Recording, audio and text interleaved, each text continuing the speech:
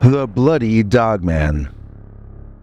Dear Scary Stories NYC, I just got permission from my girlfriend to send you this crazy story that her late father George transcribed back a long time ago. We were at her mother's house looking at some of her dad's old things that were gonna get donated or trashed if nobody wanted them. In among the stuff were folders of his old writings, which were typed out by an old school typewriter onto paper, not onto discs or anything like that. One of the things he had written down was labeled a transcription from a handwritten note left behind by his uncle who had died. We asked my girlfriend's mom, and she had no memory of this writing, or of the relative that the writing referred to. It dated back to a time before their marriage, and must have been typed out when George was in his early 20s. What makes it interesting to me is that George's widow said that he spent his early 20s researching his own family history and writing fiction loosely based on his family's real-life stories. But since the typed-out pages are not labeled as fiction but instead as fact, it's hard to gauge what this is that we're reading. It seems to be his Uncle Jed writing about how he got trapped in a shack in the woods by a dogman or a werewolf. Now, did this really happen?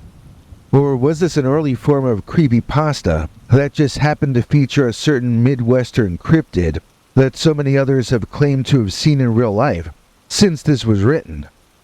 At any rate, with permission from my girlfriend's family, I present to you the typewritten pages exactly as originally written. Uncle Jed's final note, found handwritten in an abandoned shack in the Headmark Pines State Natural Area last year, and returned to my family at the address that Uncle Jed wrote on the top of the several-page-long farewell letter. Here's what he wrote. October 4th, 1977. Lost somewhere in the northern Wisconsin woods. To whomever finds this note, if you are reading this, I'm likely dead already. Please forward this to my family, whose address I have written at the top of this page. I will attempt to explain what to them would likely appear to be me vanishing off the face of the earth. Dear family, you must have so many questions, and I wish my answers were happier ones. I know you all thought I was going to be driving south when I last left you, but I was in too dark a mood over the divorce, and the feeling that I would have to start my life from scratch in my later 30s. I was driving on a country road when a great beast walked out in front of my car, almost causing me to drive off the road and crash. When I saw this creature, I thought I had journeyed back through time to before civilization existed. What I saw before me was something primitive and monstrous, like you might expect in caveman times. It wasn't a dinosaur, though. It was some kind of a hairy thing. You should have seen the size of this beast. As tall as a horse, but walking on two legs like a man. Its head is like a wolf, I guess you might say. At least that's the closest I can get to describing that monster head. It's got a long dog face, but the teeth are more like what you'd expect from a saber-toothed tiger in an archaeology textbook. The thing walked out on that road as though he owned it, and as I swerved around him and hit the brakes as hard as I could, the creature never even reacted to me. I spun out, and it was only luck and the friction of us sliding sideways on the tall grass and weeds that stopped me from rolling down the steep hill and ending my story right then and there. When the skidding vehicle and I finally stopped, curiosity overwhelmed me, and I found myself following the big dog-like man thing into those woods. Why I did this, I don't know, but the decision seems to have led to my personal doom. One bad decision ends an entire life. I don't understand what came over me. I must have been momentarily enchanted or something. Honestly, I don't know what I was thinking when I walked in here. I am far from being a woodsman. Why I thought I could wander off trail into virgin woodland and find my way back to my car, I don't know. I brought no weapons with me should the big animal turn to attack. So what exactly was I thinking when I left my vehicle and entered into these dark woods? I lost the creature almost immediately, and I got myself lost almost as quickly. The wildness of nature is just like the rest of my life, beautiful, but frighteningly out of my control. I meant well in my marriage. I meant well with my kids. It didn't matter according to the judge. The idea of losing my entire family in one day felt like the end of everything for me.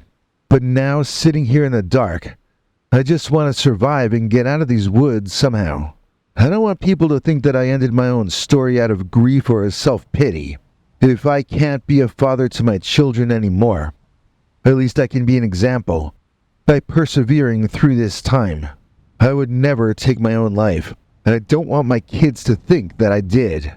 Depression is a bad thing, but realizing you are lost in the woods is much worse. Before, I was down in the dumps about losing my family, but now, I am in fear of losing my life, and I can suddenly see the difference. But you know, life had one more lesson to teach me today on top of all that. As I tried to keep everything under control and work my way out of the woods, instead I found myself face to face with the big dogman who had caused me to be in these woods in the first place. And as disinterested as he was when I was nearly driving into him in the car, that's just how interested and unhappy he suddenly was with me. He is so large, and I was standing so close. My knees wobbled beneath me. I wanted to faint, and I wanted to run away, but I did neither. Instead, I turned and walked away, as casually as I could manage under the circumstances. I also felt like I was gonna pee down my leg and throw up my lunch, but I managed to just keep walking, just keep moving slowly and casually forward. Why had I chosen this direction to walk in? Because it put the big werewolf man behind me, that's why. But he didn't just stand there and watch me leave. No, the big dog-headed wolfman started walking after me. I would occasionally pause and lean against a tree from time to time. It gave me a chance to catch my breath, get my bearings, and also try to catch a glimpse or two at that wolfman creature. Now, I don't think it's a werewolf, in that I don't think it changes back to a man when the sun comes up. I think this is a natural wolfman, like some kind of wolf that evolved to walk upright. Or maybe a kind of bear that evolved to have longer legs and taller ears, I don't know. I think it's a real animal though. I don't think I'm imagining it. And I don't think it's a supernatural being like a ghost. It doesn't seem intelligent like a man, but I assume it possesses great animal cunning. This has to be a meat-eating beast, judging by its teeth and claws. And I do have to assume that this explains its interest in me. It might not have been interested in my car because cars are not edible. Maybe once I was out in the forest, getting nervous and sweaty, I drew the creature to me with my aroma. It could probably smell my fear. And when I was walking away from that thing, it probably smelled how edible I am. At least so far. When I saw this dilapidated old structure in the woods, I hoped that I was rescued. I was praying that someone would be inside here, but the place seems to be abandoned. There's no electricity and it's dark, but I'm hiding out in here, writing this note on paper I found here. There doesn't seem to be any food or water here at all, and I suspect the monster may have located me since I think I hear him walking around outside. It might also be a large man, I guess, but I'm too frightened that it might not be to risk calling out to whoever or whatever that is.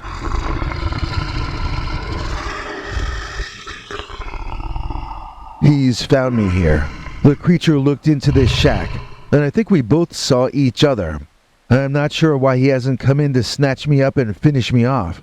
It seems he would rather I walked out there and served myself up to him on a platter. That is something I'd rather not do. Still, when I get hungry enough or thirsty enough, can I say that I wouldn't risk running out there? I have no desire to leave here yet, but this old abandoned structure seems pretty ramshackle. I bet that wolf could blow it down if he huffed and he puffed enough. I'm listening to that terrible thing screaming at me from outside. It sounds almost half human somehow, but it sounds nothing at all like a man. A brainless, hungry beast who walks upright like a man. That is what I'm going to be done in by. And speaking of hunger, I've searched every inch of this place to see if there might be a stray yodel or ring-ding. I'm not sure why, but that's what I most wish I could taste again before I get torn apart by that unthinking beast out there. Actually, I wish I could eat almost anything. Just one final meal to quiet my belly before the inevitable. I should be writing some profound final words in case this gets back to my children. But instead all I can think of is my stomach. Their mother would say that's typical of me. And maybe she's right in this one case. What truly makes me different from that animal monster outside? Besides the fact that he's the winner and I'm the loser. If I had him trapped, he might not be writing a letter to his loved ones, but he might be thinking of them, and possibly experiencing many of the same emotions that I'm feeling. Then again, maybe not. Well, I got impatient and I decided to make a run for it. I hadn't seen or heard the beast for some time, so I snuck out of this shack, and I made a beeline for the woods. Well, the beast was there waiting for me, and I swear, he seemed to have almost a grin on his face. When he shouted something at me, my legs turned to jelly, and I felt myself fainting. The weird thing is I could also feel myself turning around and going back to the shack. It was almost like watching a puppet show of myself. I didn't feel like I was in the driver's seat or behind the steering wheel. I just sort of looked down at myself walking and staggering back toward the shack interior, and the big dog-headed man seemed to be having an absolute ball with all of this. He had an evil sort of smile on his monster face, and it looked to me like he planned on dragging this out all night, and maybe into the next day. Well, the wolfman made lunges for my puppet body, and I surprised myself over and over with how the puppet was able to leap away at the last second each time. It looked like Geppetto the skilled puppeteer must have been operating me, and it made me feel like maybe I will be able to survive this horrible day. But here I am, back inside the shack, and back inside myself, and the dog-headed man seems happier than ever. All I did was waste my energy, which I need to conserve. All I did was give that monster a reason to celebrate and feel more confident than before. I had a lumberjack uncle who told me stories about monsters like the hodag, and like this wolfman that was outside grinning at me. I used to laugh at all the stories. I mean to say, I was meant to. They were funny stories as well as scary. Most of the creatures were impossible, and so I had assumed that this Wisconsin werewolf character was a legend as well. I had laughed at the stories, but I am now becoming the butt of the joke. It seems I fell asleep, and the monster did not come in and take me while I was unconscious. The sun is beginning to come up, so I am hoping the wolfman will leave, or perhaps he has already left. I feel insane this morning. I wonder if what I was tormented by last night could actually be a werewolf. Could he have returned home to his human life by now? Could he be back to being the father of children, the husband of a woman? Could he have what I've lost? Or was he truly just the beast that he seemed to me to be? As I sit here quietly listening, wondering if he is still nearby, I am also wondering if I am cracking up. What if the stress of losing my family is what caused me to chase that strange animal into the woods? Or what if the stress of losing everyone I loved all at once caused me to see the strange animal that crossed the road? What if it were never there at all, except in my mind? As I hear a morning bird, and I see the first rays of sun lighting things up outside, I have to say that I am hoping it was all some sort of nightmare. I have never been called crazy, so maybe this is what insanity is like. All I know about crazy people is from watching Hitchcock movies, and I don't know how close he gets to reality. Maybe I've lost my mind and none of this even happened. I mean, how would I prove it? One way or the other. I've been to the window and I looked out without noticing the creature anyplace. Of course, it might be sleeping lightly in the woods just outside. It might be waiting to ambush me in the morning sunlight. I would have no way of knowing without going out there and making a run for it. And even if the Wisconsin werewolf doesn't get me, that's no guarantee that I'll get out of these woods alive. I don't even know which direction my car is in, so I'm gonna have to get lucky to survive this, even if the Wolfman has gotten bored and moved on already. It's weird, but I've always felt safe in the morning, as opposed to the dark night. I suppose that's true of most people. But I don't feel safe this morning, though. I can imagine that creature being almost anywhere, waiting for me to step just a little bit too close. I am so high-strung over him that I'm likely to have an attack and seize up if a frog croaks at me too loud. I might scare myself to death and save that monster the trouble. Well, I can't stall any longer. I've got to make a break for it this morning to have the best chance of finding my way back to civilization before it gets dark again tonight.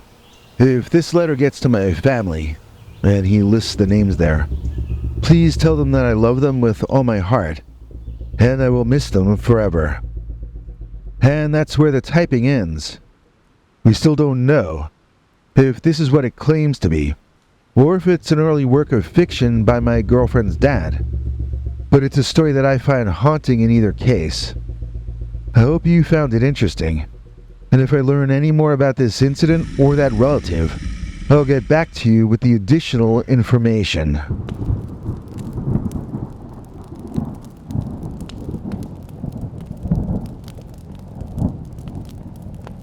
Hey everybody, I'm going to sing a song for today's executive producer, Angie K. Me. Today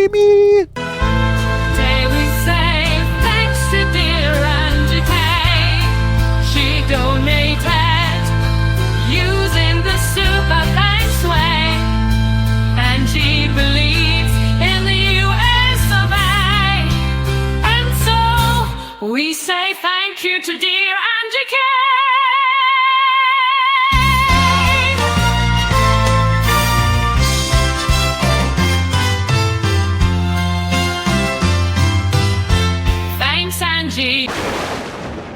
Thanks, Biggie. And thanks to all of you for watching this far. If you liked it, please click like. If you'd like to see more of our work, please subscribe. And also click that bell icon if you'd like to be notified when we put out a new episode. To become an executive producer, you can donate to us through the thanks button under each of our videos or through our paypal.me/PeterBernard209 page. To receive cool perks like secret uncensored Dogman episodes far too wild to ever run on this channel, you can become a YouTube channel member by clicking the join button, or join our PayPal subscribers club at peterbernard.com. Joining either at the $3 a month level or above gets you access to our over 25 hours of secret uncensored Dogman stories available nowhere else. Do you have a scary story about Dogman or some other kind of high strangeness that happened to you? Let us know by emailing us at scarystoriesnyc@gmail.com or by leaving us a voicemail message at 804-LA-SCARY. You may need to call back on that one. It cuts off after I think 3 minutes. And if you don't want to do any of that stuff, thank you for simply watching to the end. Good night, and have a scary tomorrow.